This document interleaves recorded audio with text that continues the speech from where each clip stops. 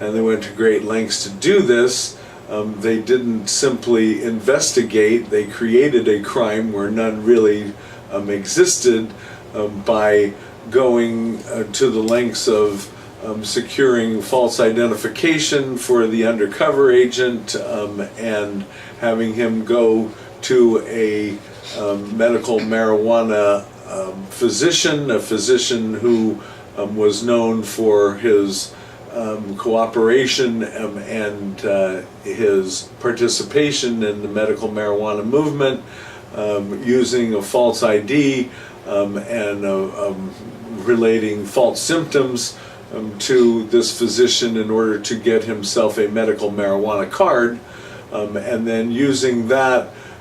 to contact individuals who were on the Americans for Safe Access website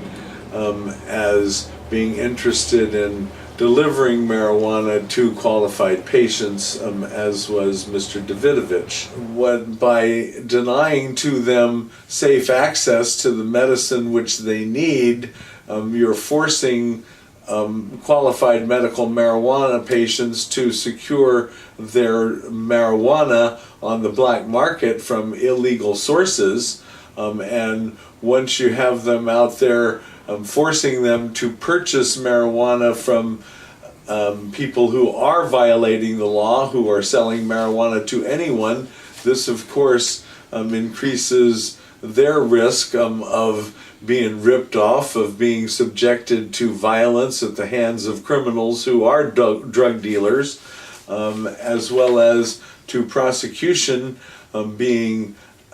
snapped up by law enforcement when they're doing nothing more than attempting to acquire the marijuana which they're entitled to under the law. I have made reference to there has to be a uniform system of acquisition put into place for medical marijuana patients and their providers so that everyone knows exactly what you can do and what you can't do, and that system has to be realistic so that it is set up on a basis which comports with the reality of the situation in connection with the manner in which you obtain the raw product. You can't require people who are operating these dispensaries to also be the farmers who cultivate it. That just doesn't work in our society. The movement has to attract the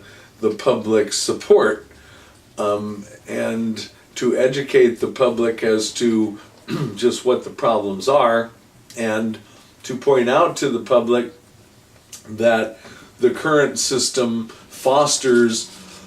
crime by making qualified patients and caregivers go to illicit sources rather than promoting law-abidingness.